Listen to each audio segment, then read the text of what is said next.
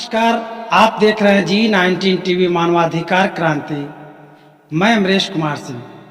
इस वक्त हम आए हुए हैं वैशाली जिला अंतर्गत राघोपुर प्रखंड के ग्राम मोहनपुर के गुरुद्वारा कबीर चौक के पास सदगुरु कबीर जी का आश्रम, जिसके महंत ब्रजेश मुनि महाराज जी हैं।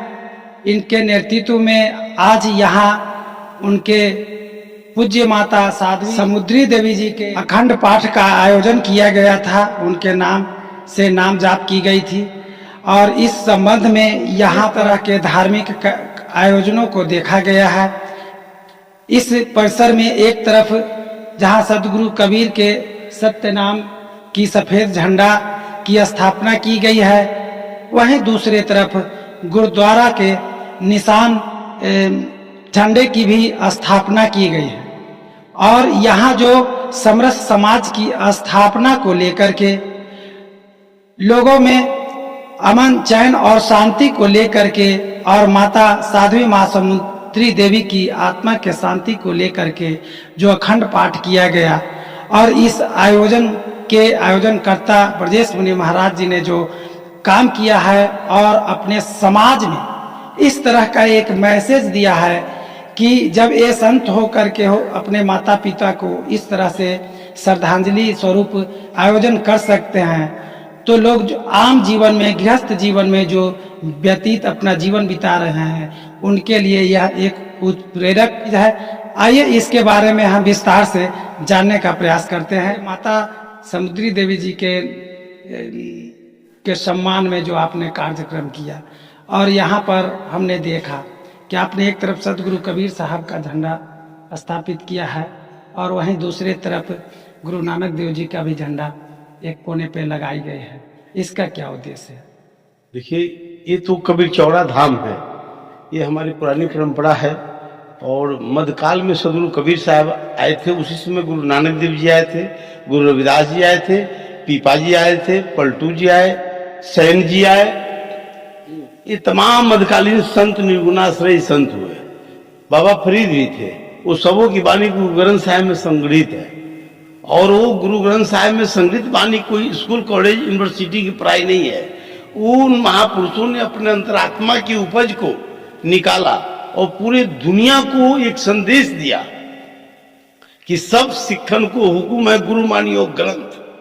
आज गुरु ग्रंथ साहिब पूरे मानव समाज के गुरु है और सिख पंथ के मार्ग निर्देशक है। और आज पूरी दुनिया में आपको पता होगा, कबीर साहब ने कहा, कर साहब की बंदगी भूखे को कछु दे। आज बगल में चले जाइए, यहाँ से 10 किलोमीटर दूरी पर तख्त साहिब है, जहां हमारे 10वें गुरु गोविंद सिंह जी महाराज, जो पहले गोविंद राय थे, बाद में गुरु तेग बहादुर जी उनके पिता थे, जो 9वें गुरु हुए। और आपको पता होगा कि इस्लाम का शासन था उस समय दिल्ली के चांदनी चौक पर जो शीशगंज गुरुद्वारा है, उन महापुरुषों की कितनी बड़ी त्याग है।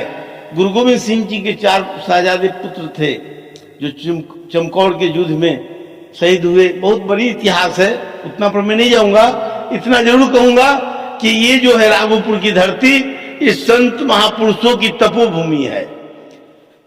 आज से 400 वर्ष पहले यहाँ पर बिल्कुल जंगल झाड़ी था, तपोवन, जनसंख्या नहीं थी, चारों बल गंगा से घिरी हुई ये जगह है। पूरी दुनिया में एक राघोपुरी ऐसा ये टापू है कि कहीं से भी आना होगा तो गंगा पार करके ही आना होगा। अभी पीपा पुल भी बन गया, कई जगह पीपा पुल बन गया। उधर काला दिया तरफ है, इधर खालसा घाट है, जब खालसा पंथ की स्थापना हुआ, वहीं पर राजकीय संग्रहालय भी बन गया है। और आपको मालूम होगा कि यहाँ 6 लाइन भी बन गया, अब कुछ ही दिन में चालू होने वाला है। और ये तपोभूमि है। मैं चाहूंगा राज्य सरकार, केंद्र सरकार से कि पूरे राघोपुर को एक मेन इन ड्राइव करे और संत महापुरुषों का नाम पर एक बहुत बड़ा यहाँ स्मारक हो। एक कबीर चौड़ा धाम नाम सदगुरु कबीर साहब का है, लेकिन एक तमाम संत महापुरुषों का जीवन दर्शन यहाँ दर्शाया जाएगा।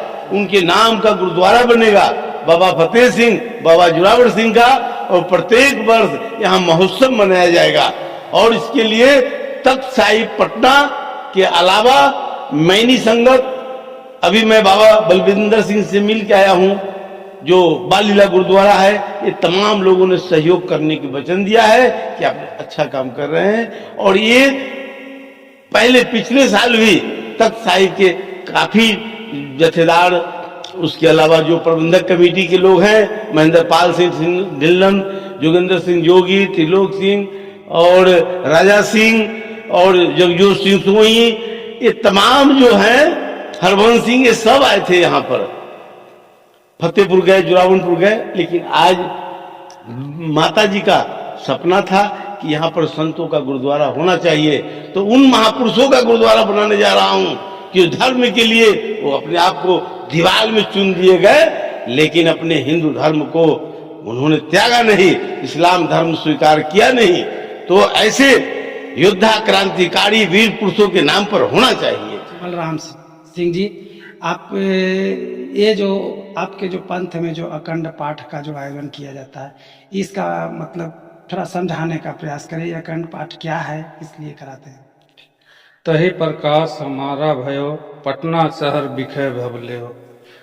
आप जी को सभी को पता है कि 10वें गुरु गोविंद सिंह जी का पटना साहिब जन्म स्थान है और वहाँ का हम लोग सेवादार हैं। तो आज माता जी ब्रजेश मुनि जी के माता जी का आज निधन हो गया, तो आज अखंड पाठ की समाप्ति हुई थी। परसों के दिन अखंड पाठ रखा गया था, 48 घंटे का अखंड पाठ होता, 48 घंटे के बाद समापन हुआ। समापन के बाद आज कबीर साहब जी का वो निशान झंडा लगा है और उस तरफ हमारे गुरु गोविंद सिंह जी, गुरु नानक देव जी का वो निशान साहब लगा, जो कि सुख, शांति, समृद्धि, आपसी भाईचारा का प्रतीक है।